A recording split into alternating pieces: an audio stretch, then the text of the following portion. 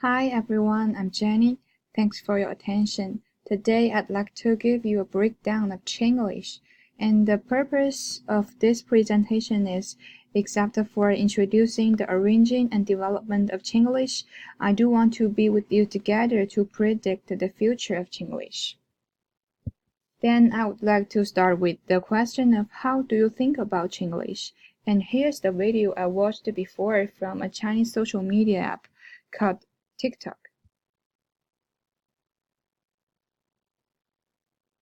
This is beef balls urinating. And if you strong, you can't go to this bathroom because this is for the weak only.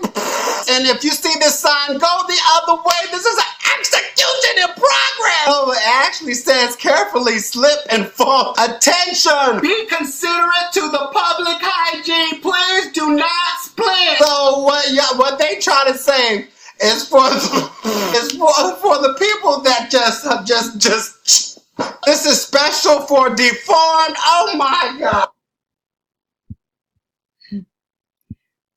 But I have to admit that although it is just a funny video, it did upset me a lot the first time I watched it, because the video was obviously mocking Chinglish, while satirically, these ridiculous mistakes are exactly made by ourselves. So I realized that rather than feeling bad all the time, I might as well to have a look on how and why these wrong English expressions were made, and how to avoid them in the future. So, after reading lots of articles about Chinglish, I would like to first of all give you a simple explain on what is Chinglish. Actually, beyond my knowledge, I learned from Egan that there are currently 3 categories of English in China, and they are Chinglish, China English, and Chinese English. Accordingly, Chinglish is an interlanguage usually manifested as Chinese-style syntax with English words, Chinese phonological elements in pronunciation, or grammatical variations that attempt to follow standard English rules but miss the mark. While China English is based on a standard English, it expresses Chinese culture, has Chinese characteristics in lexis, sentence structures, and discourse, and it is not affected by native English speakers. While Chinese English is also an interlanguage because of the speakers' lack of practice using English. To be honest, the first time I read the 3 definitions, I felt more confused, and a question immediately came to my mind. That is Chinglish or China English or Chinese English just the products of errors or English varieties? Or rather, are these 3 Englishes actually the same thing? But then I got the answer after I was shown some examples, and I would like to show you now. The first one, as this picture on the right showed, the Huicheng Dao, in Chinese, is actually can be translated into way back,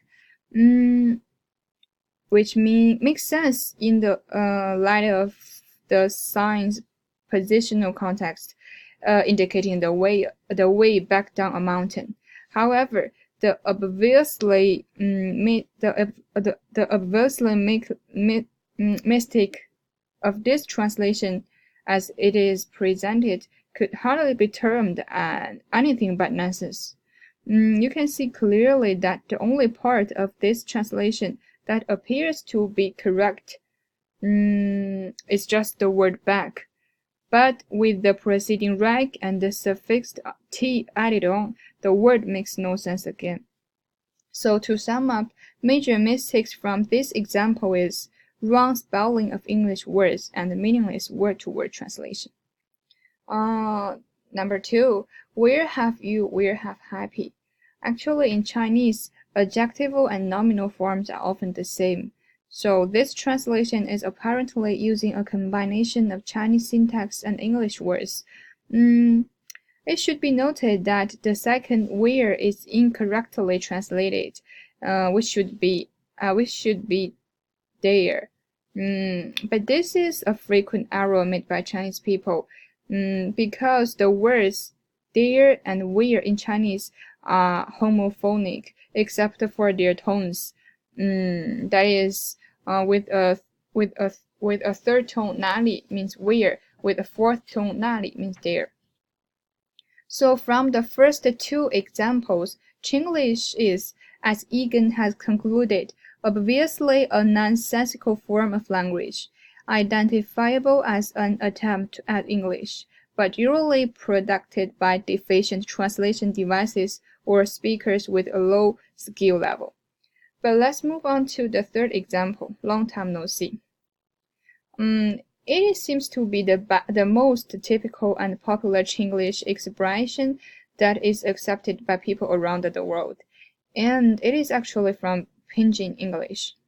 While focusing on the phrase itself, it is in fact just a simple word-to-word translation from Chinese to English. Number 4, no zuo no dai, in which the Chinese phoneme zuo means seek trouble. And the whole phrase is telling us that people always get in trouble through seeking trouble by themselves.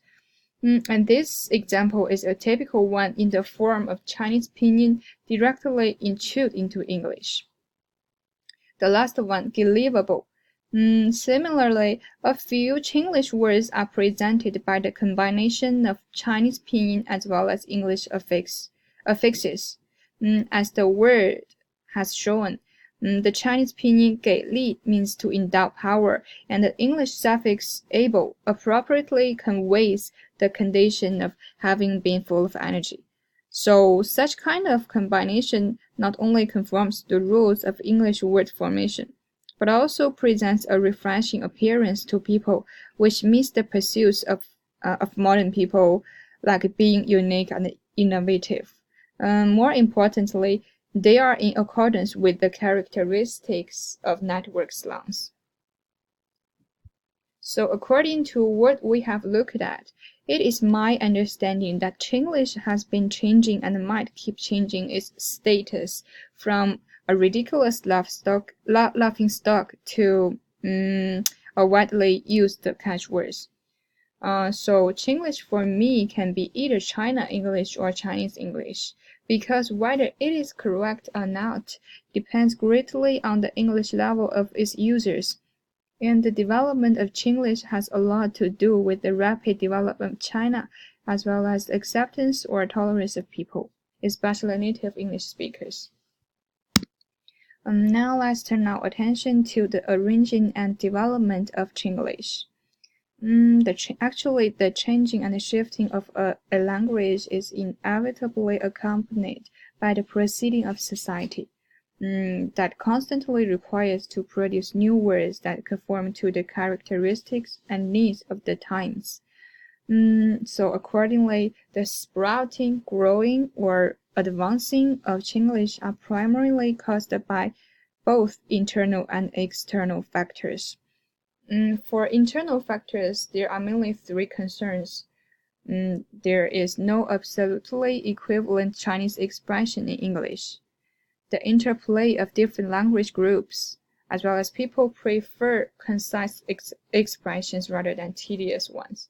While for external factors, Chinglish was originated during the British colonial period in Hong Kong, and it was part of Pidgin English, while as China has been rising in the past few decades, and it's keeping moving forward, Chinglish seems to get more international attention. Further, Chinglish officially came to international prominence during the 2008 Olympic Games in Beijing with its slogan, One World, One Dream. Also, Chinglish is gradually playing a role of the product of cross-linguistic literature. More importantly, as the rapid development of the internet and the mass media, Chinglish appears to be more and more applicable to the public. Let's now turn to the future of Chinglish. As far as I am concerned, Chinglish seems to always have to bear double pressures that come from both foreign and Chinese perspective, especially for the judgment from native English speakers, since according to Henry, Native speakers are widely considered the ultimate arbiters of acceptability who can judge whether discourse qualifies as Chinglish or not. So it is my understanding that if more tolerant dispositions are instilled toward linguistic differences, Chinglish might be a good symbol of mutual progress of both Chinese and English in the future.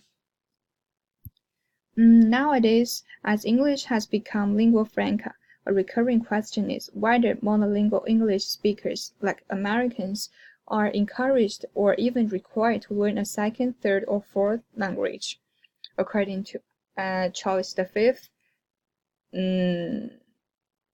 he has said in the 16th century, to possess another language is to possess a second soul.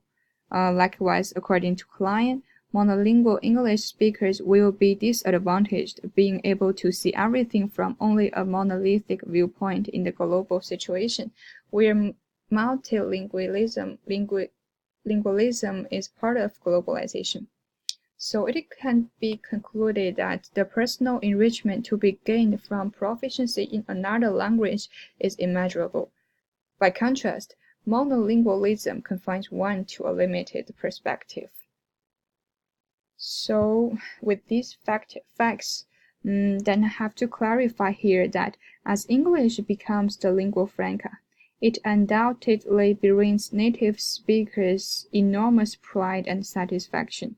But I found that some of them failed to realize that the cost of gaining international status is that English seems to be no longer native speakers' patent, and the widely used English around the world makes English-speaking countries gradually lose control of English standards.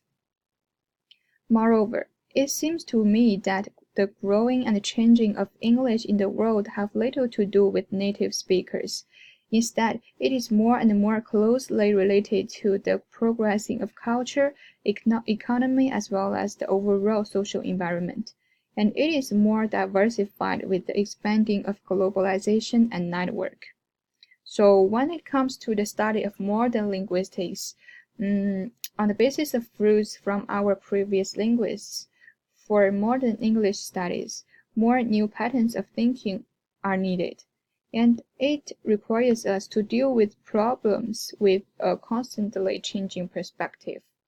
In fact, the standard of English depends on different conditions, and the use of language is also flexible, but it should be noted that certain limits are always required. In other words, we are supposed to, on the one hand, don't engage in conservative language purifications and try to prohibit the development of this kind of language phenomenon. On the other hand, we cannot just let it go as well, which will lead to the result of spreading unchecked. Okay, that's all I have today. Thanks for your time.